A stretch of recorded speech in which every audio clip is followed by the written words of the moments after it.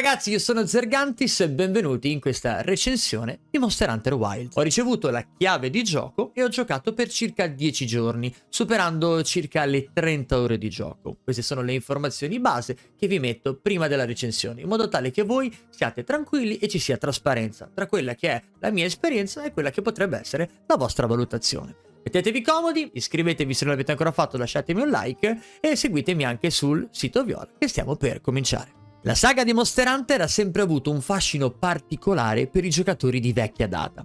Con il passare degli anni, Capcom è riuscita a evolvere il gioco, mantenendo però il cuore delle meccaniche della caccia, ampliando progressivamente il suo pubblico. Ora, con Monster Hunter Wilds, il titolo si prepara a fare un ulteriore passo in avanti, cercando di avvicinarsi anche ai nuovi giocatori, ma senza perdere la profondità che ha caratterizzato il franchise fin dal 2004. Questo nuovo capitolo si presenta come il più accessibile della saga, a differenza dei precedenti che richiedevano una dedizione importante per apprendere le meccaniche di gioco. Monster Hunter Wilds introduce una serie di miglioramenti sotto forma di tutorial sempre più dettagliati, aiuti di qualità della vita, i famosi quality of life, e un sistema di missioni che permette ai neofiti di approcciarsi con più serenità al titolo. Non è un caso che Capcom stia puntando per l'appunto a raggiungere un pubblico più ampio, anche grazie a una nuova storia che è più coinvolgente e ricca di dettagli rispetto al passato. Fermo! Se non hai mai giocato a Monster Hunter in vita tua e non hai idea di che cosa sia questo titolo, dammi 30 secondi che ti riassumo velocemente di che cosa stiamo parlando. Per voi altri invece skippate al capitolo successivo. Monster Hunter è un titolo in cui tu sei un cacciatore e tramite previa autorizzazione della gilda di cui tu fai parte puoi cacciare, uccidendo o catturando i mostri che sono in giro per le mappe di gioco. Uccidi i mostri, prendine le parti migliori le puoi trasformare in armi e armature e andando avanti con la rarità e la difficoltà dei mostri che arrivano farai armi e armature sempre più forti per andare contro mostri sempre più forti. E ora torniamo alla recensione. Prima di partire per la nostra avventura abbiamo la possibilità di personalizzare il nostro cacciatore utilizzando gli aspetti predefiniti del gioco, importando il cacciatore che avevamo già creato durante la beta oppure partendo da zero grazie all'editor che Capcom ci mette a disposizione. Ma non è finita qui, perché possiamo creare anche il nostro gatto, Palico si chiama, su aspetti predefiniti, importandolo dalla beta, oppure anche qui partendo dalle impostazioni che Capcom ci permette di attuare. Una grande novità è che il gatto è doppiato e che possiamo utilizzare volendo anche la sua voce, non soltanto i miagolii tipici di Monster Hunter. Finalmente creato il personaggio possiamo parlare della storia e di come Monster Hunter Wilds abbia avuto un approccio più profondo proprio verso la narrazione. La trama di Monster Hunter non è mai stata al fulcro del gioco, parliamoci chiaro, ma in Monster Hunter Wilds Capcom ha deciso di fare un grande passo in avanti. Qui, oltre che alla solita caccia dei mostri, ci troviamo coinvolti in una storia che ha un peso emotivo e che approfondisce i legami con i personaggi e non solo. Nel gioco, un nuovo gruppo di cacciatori arriva in una terra inesplorata, dove scoprono un bambino che è fuggito da un villaggio attaccato da un misterioso mostro. Questo ci dà l'opportunità di esplorare nuovi territori, interagire con personaggi e approfondire la lore del mondo di Monster Hunter. Un esempio di come il gioco sviluppi i suoi personaggi si può vedere inoltre come uno di essi si racconta con noi e si apre parlando della sua infanzia e delle scelte che lo hanno portato a intraprendere il suo viaggio affrontando pericoli e avventure. Diamo per la prima volta un nome e un volto a personaggi unici con dei background importanti. Mentre in titoli passati e non solo si arrivava a generiche compagini di ruoli o personalità abbastanza generiche funzionali a quello che era l'avanzata del gioco o la struttura di un sistema accampamento gilda mostri che ci dava una direzione verso il nostro scopo e i nostri intenti. Questo tipo di approccio è più intimo e avvicina il giocatore alla trama e al senso della vita in Monster Hunter Wilds. Andando avanti nella nostra avventura scopriremo nuove zone, nuove mappe, nuovi mostri per arrivare a dei colpi di scena e delle informazioni di lore da far accapponare la pelle ai veterani e a sorprendere i nuovi giocatori. La struttura del gioco si divide come nei capitoli capitoli precedenti in low rank e high rank, quindi basso rank e alto rank. Iniziando con low rank, una sorta di introduzione dove i mostri sono relativamente facili da affrontare, il gioco ci aiuta a imparare le meccaniche di base. Una volta completato, passeremo all'high rank, dove arriverà un nuovo arco narrativo e il livello di difficoltà aumenta, così come le ricompense e le varietà di mostri da affrontare. Inoltre, una nuova meccanica introdotta nel gioco, e non farò alcun tipo di spoiler per questa recensione e per tutti gli aspetti che andremo a trattare, garantirà una longevità importante, spingendo i giocatori a esplorare ogni angolo delle mappe in cerca di nuove sfide. Monster Hunter Wilds si presenta con un mondo vasto e interconnesso. Tecnologicamente è un open map che ricorda un open world, ma di sicuro si allontana totalmente dalla meccanica e dalla mentalità di sandbox che molti potrebbero avere. Le zone di gioco sono collegate tramite corridoi senza troppe interruzioni nei caricamenti, il che rende l'esperienza di esplorazione molto fluida e piacevole. Come visto nella beta e nei trailer ufficiali, inoltre le mappe riproducono biomi classici come il deserto, la foresta, il bacino petrolifero con temperature alte e altre zone che scoprirete giocando, come ad esempio la zona ghiacciata. In Wilds tornano anche delle caratteristiche molto amate di Monster Hunter World, come ad esempio la pesca, no scherzo, non so che non vi piace tanto la pesca ma dovevo dirlo, la cattura con la rete degli insetti e la possibilità di interagire sempre col retino con la fauna endemica. Piccoli animali che contribuiscono all'ecosistema del gioco, ma per ora c'è un però. Non è possibile mostrarne e farne sfoggio come trofei all'interno di un alloggio o di una zona specifica, poiché non c'è all'interno del gioco un luogo che non sia la nostra piccola tenda dove poter fare appunto i fenomeni con le ruote da pavone, gli uccellini rarissimi o il pesce stone, come invece succedeva in Monster Hunter World. Parlando però sempre della fauna endemica, ci sono delle quest che verranno introdotte all'interno del nostro avanzamento proprio da parte degli NPC, che oltre che a introdurci ai meccanismi di cattura di questi animali o dei pesci, daranno anche delle buone ricompense e un aumento del grado cacciatore. Parallelamente a questo, gli accampamenti sono diventati differenti rispetto al passato. Una volta in Monster Hunter World bastava trovare un luogo, costruirci un accampamento ed essere sicuri che ogni volta che saremmo entrati in quella mappa avremmo potuto esplorare o muoverci direttamente col teleport in quella zona. In Monster Hunter Wilds questo cambia. La scelta di costruire un accampamento o meno determina un livello di pericolosità che quest'ultimo ha, perché metterlo troppo vicino, magari alle corsie dove vanno i mostri naturalmente a cacciare, oppure in zone non troppo protette, rischiano di portarlo alla distruzione dopo alcune volte che andremo in giro in missione. Questo da una parte aumenta il realismo e il senso della caccia, soprattutto degli eventi atmosferici, di quello che può accadere effettivamente mentre si è a cacciare mostri, dall'altra va a enfatizzare ancora di più le meccaniche del Secret che vediamo a breve. Il gioco inoltre introduce una meccanica estremamente importante per la nostra esplorazione e non solo, anche per il combattimento, ovvero il Secret, che è una sorta di versione giurassica di un Chocobo di Final Fantasy e rende l'esplorazione veloce, semplice, anche troppo a volte, consentendo di seguire i mostri senza troppo stress. Il movimento che c'è dal punto A al punto B non prevede più quella famosa caccia e ricerca nelle varie zone numerate, ma è molto più agevole premendo semplicemente un tasto e dicendo al fiuto del Secret di inseguire il mostro che abbiamo nel mirino. È una semplificazione che alcuni potrebbero non apprezzare, ma sicuramente migliora la fluidità del gameplay. Una semplificazione ulteriore che è stata introdotta è quella della preparazione logistica prima di andare in missione. Normalmente si faceva la borsa, si controllava che avessimo le pozioni, i deodoranti, le razioni, le trappole. La maggior parte di questa meccanica è stata chiaramente mantenuta anche con l'utilizzo di set che ci possano far in maniera preimpostata ottenere gli oggetti che vogliamo in modo automatico, ma sono presenti all'interno delle mappe tantissimi elementi che ci aiutano se ci dovessimo dimenticare qualcosa.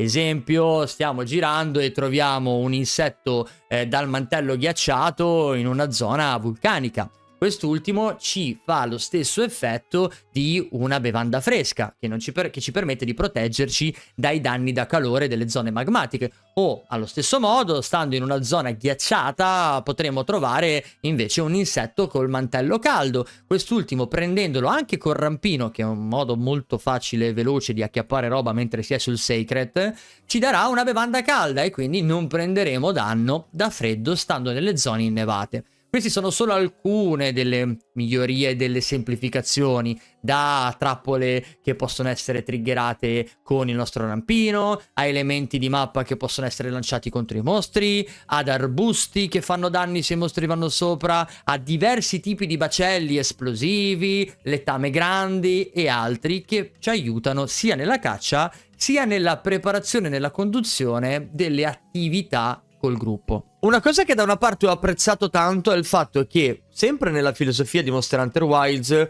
l'obiettivo è proprio quello di girare, sentirsi liberi e cacciare. Nel momento in cui si caccia un mostro, quest'ultimo diventa disponibile nelle facoltative.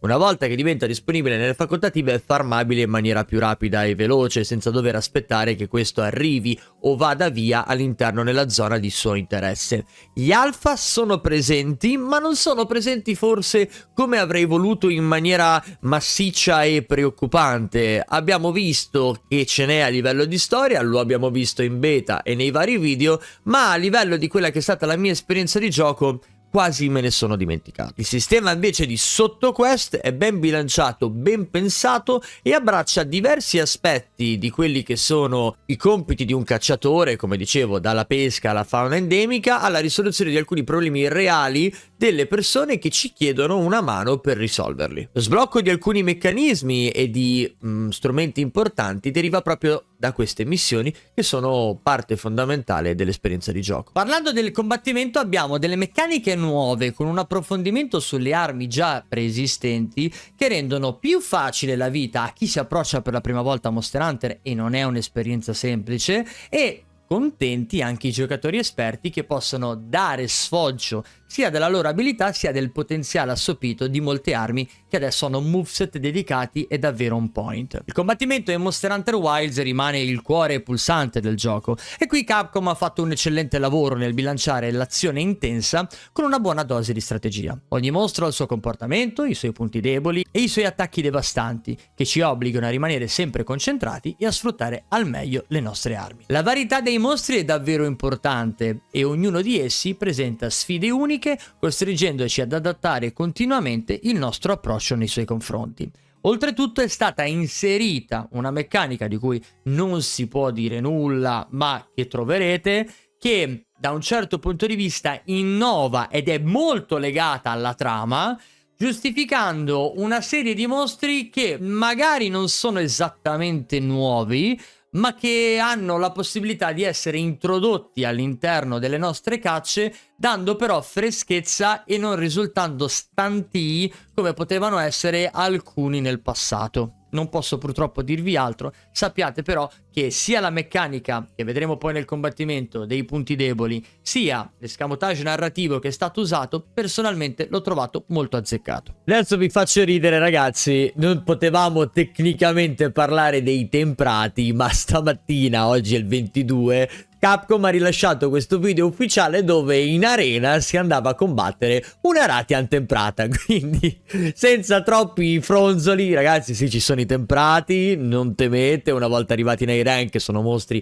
più forti che hanno, vedete, questa sagoma con il viola attorno, e vedrete che sarete molto contenti anche del fatto che avranno dei drop particolari e, come notate, alcune delle loro ferite scintillano in maniera differente, non rossa ma con colori differenti. In teoria non dovevo dirvelo, ma visto che Capcom stamattina ha aperto questo box, possiamo parlarne. Il sistema di combattimento in Monster Hunter è sempre stato famoso per la sua profondità, e in Wilds le cose non cambiano. Qui le armi non solo offrono una grande varietà di attacchi e stili, ma ognuna di esse ha delle abilità uniche che aggiungono ulteriore strategia alla caccia. Il giocatore deve essere preparato a combattere mostri con velocità e potenza, gestendo stamina e posizionamento con estrema attenzione, specialmente su armi molto lente dal grande potenziale offensivo. Inoltre, un altro miglioramento rispetto ai capitoli precedenti è la zona di addestramento, che permette di sperimentare le varie armi senza dover affrontare direttamente un mostro. Qui possiamo vedere anche le combo a schermo, e questo anche mentre cacciamo, e la sequenza di tasti suggerita, quasi come se fosse una sorta di picchiaduro. Quando noi eseguiamo la combo corrispondente, in alto a destra, ed è un'opzione che possiamo levare o tenere, apparirà la mossa che abbiamo confermato. Questo facilita l'apprendimento sia delle armi, sia dello stile di gioco guardando il video di qualcun altro, imparando anche senza avere per forza le mani sul pad. I puristi però diranno che l'esperienza si fa sul campo e che tutto ciò è inutile, questo lo sappiamo e lo terremo sempre da conto. Ho avuto la possibilità di provare tutte le armi in beta, ma nella versione definitiva ci sono alcune meccaniche che non sono state ben presenti in beta, quindi avrete delle combo e avrete delle mosse che imparerete piano piano, magari in addestramento o in campo, e che renderanno l'esperienza con la vostra arma preferita ancora più viscerale. Oltretutto, grazie al fatto che il Sacred può utilizzare due armi, cioè può avere due armi nella sua sacca, nella sua bag, siamo spinti e spronati non ad avere un combattimento statico sempre con la stessa arma, cosa che ad esempio io personalmente ho fatto per tanti anni, ma di cambiare con un'altra, che può essere uno stile completamente diverso. Ad esempio io che giro con lancia e light bowgun, alternando magari un'arma a distanza con un'arma da contatto ravvicinato, o semplicemente andare su armi affini che ci possano permettere situazioni differenti. Ad esempio io sono un pazzo che va spesso con lancia e lanciafucile, non cambia niente, ma senza uno scudo io ho difficoltà a muovermi. Questo amplia anche quelle che sono le vostre prerogative, magari girate con una spada lunga e poi con una balestra pesante, oppure siete da arco e girate col martello, magari alternando quello che è contundente e tagliente proprio per rompere le parti dei mostri.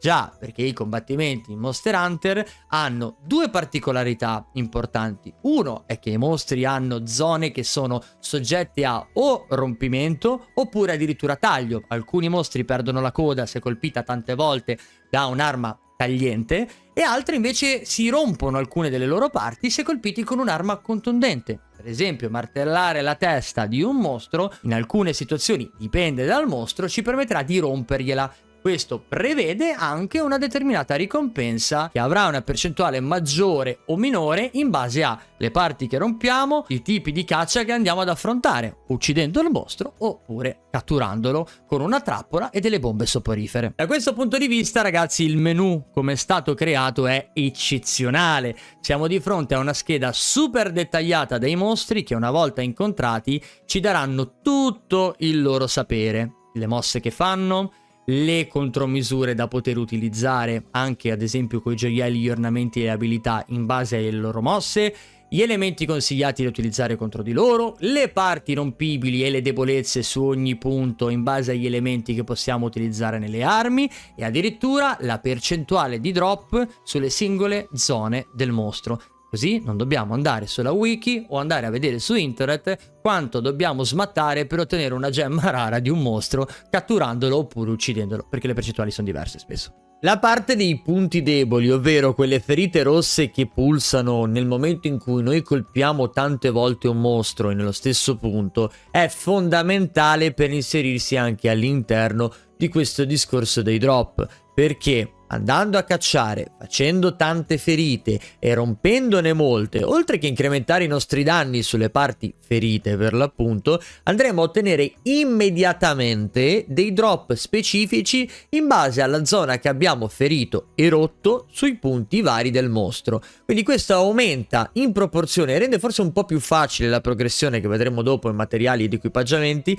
perché se giochiamo bene e facciamo tante ferite e ne rompiamo molte, otteniamo più ricompense, che sono i drop dei mostri da aggiungere allo scalco se dobbiamo prendere le parti del mostro dopo che è morto, o alle ricompense di fine missione in più se l'abbiamo anche catturato con un'aggiunta extra. Ora, ero un po' scettico all'inizio con l'introduzione della modalità mira di precisione, quello che vedete che c'è il reticolo quando combatto nei video che avete visto sempre attivo, ovvero l'uso del tasto in questo caso io del grilletto sinistro, perché lo trovavo un po' macchinoso e venendo dalle meccaniche del rampino, venendo dal filo insetto di Rise, eccetera, era una meccanica diversa. Ragazzi, dopo un po' che ci prendete la mano, dopo qualche oretta, vivete letteralmente con molte armi col grilletto tirato sempre, perché aumenta talmente tanto il feeling della precisione, aumenta talmente tanto la velocità e la libertà che avete nel direzionare in punti precisi del mostro,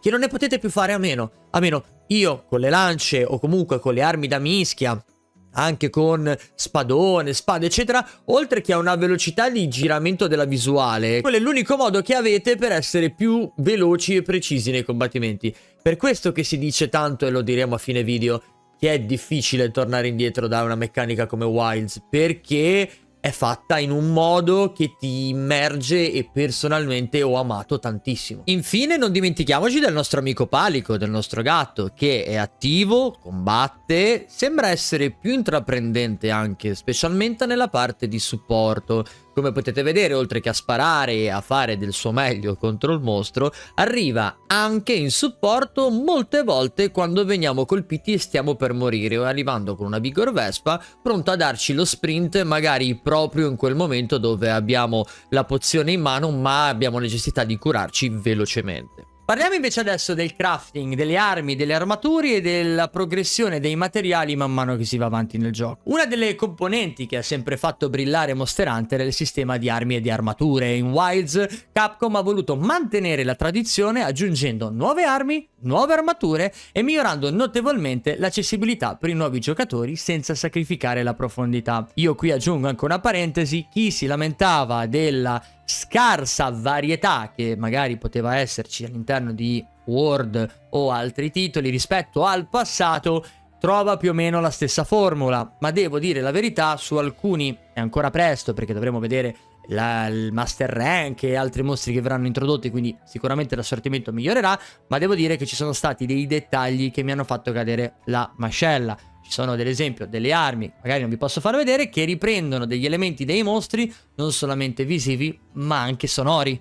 Girare con un'arma di un determinato mostro perché magari ha legato una sua parte che tintinna è stata una gran sorpresa per quanto mi riguarda, sia a livello estetico sia a livello di trama.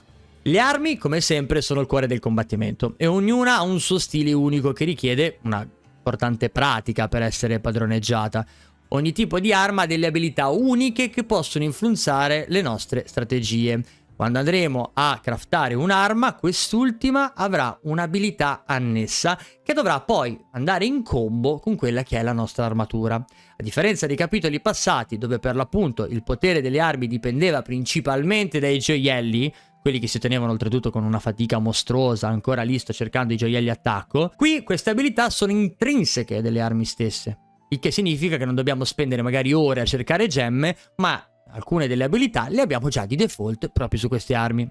Tuttavia queste abilità devono essere considerate durante la creazione della build, perché il nostro personaggio tende in Monster Hunter Wilds, almeno per quella che è stata la mia esperienza in high rank avendo giocato molto, tende a preferire i set unici completi dei mostri, o comunque con almeno 3 o 4 parti. A differenza di alcune rappresentazioni di armature un pochettino più mischiate.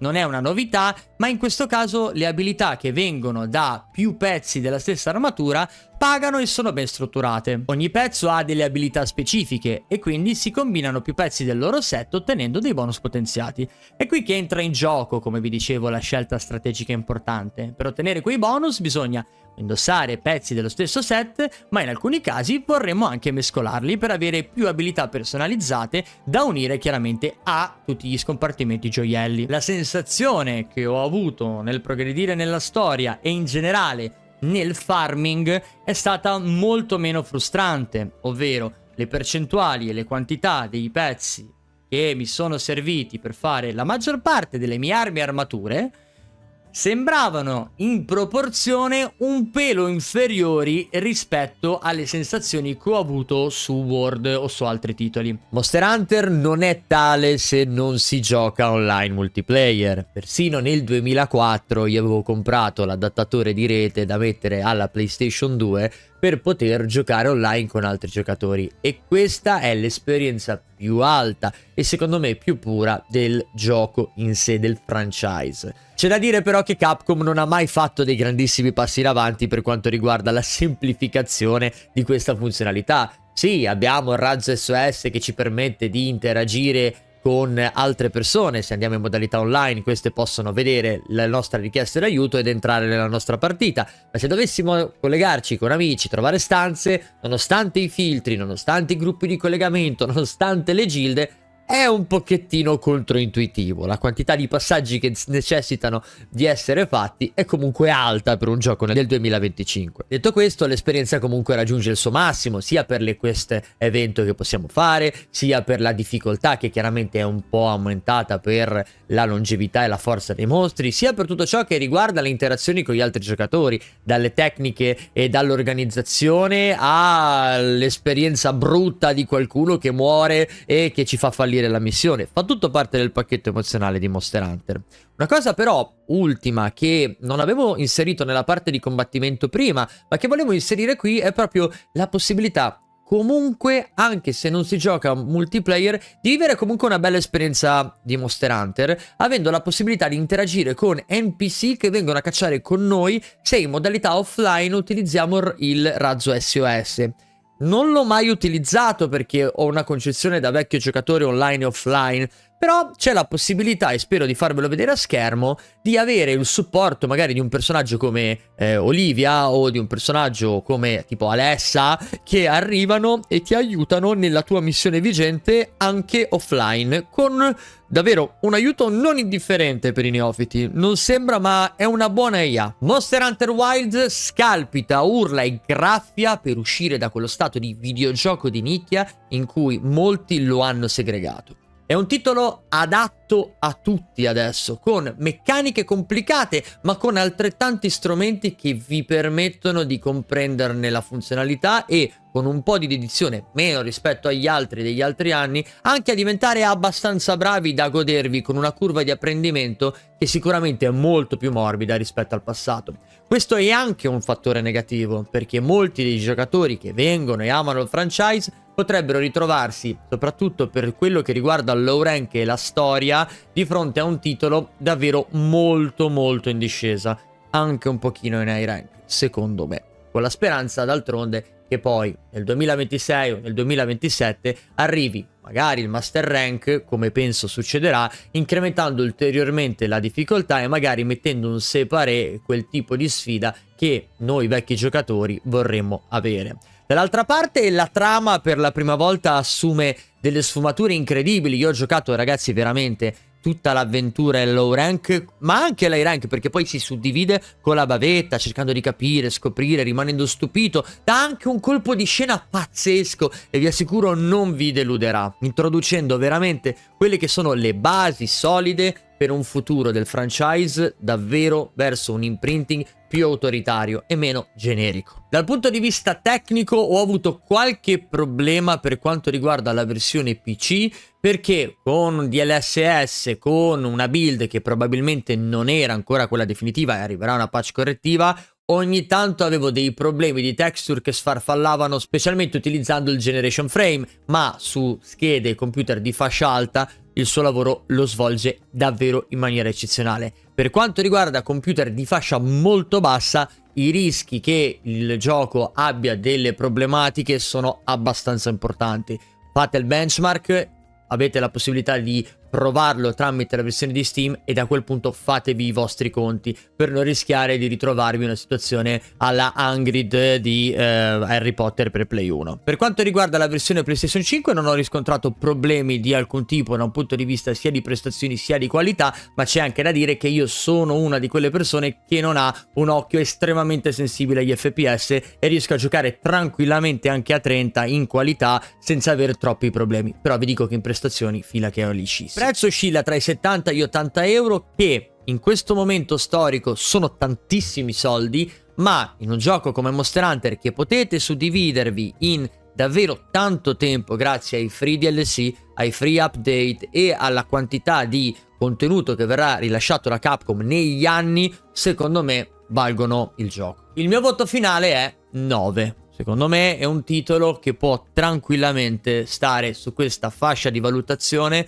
e che ci farà e mi farà divertire tantissimo nei prossimi anni. Detto questo, signori, io vi ringrazio tanto per essere stati con me in questa recensione. Mi raccomando, guardate anche altre recensioni, guardate altri giocare, guardate le live, magari venite live da me o da altri, cercate di farvi un'idea complessiva tramite quella che è la mia personalità o quella che è l'idea di qualcun altro che è affine ai vostri gusti, in modo tale da avere un'idea complessiva che vi porta a decidere o meno se acquistare il gioco, visto che sono soldi, e non magari rimpiangere un acquisto che era mosso semplicemente dalla nostalgia o dall'amore per un franchise che si rinnova un po'.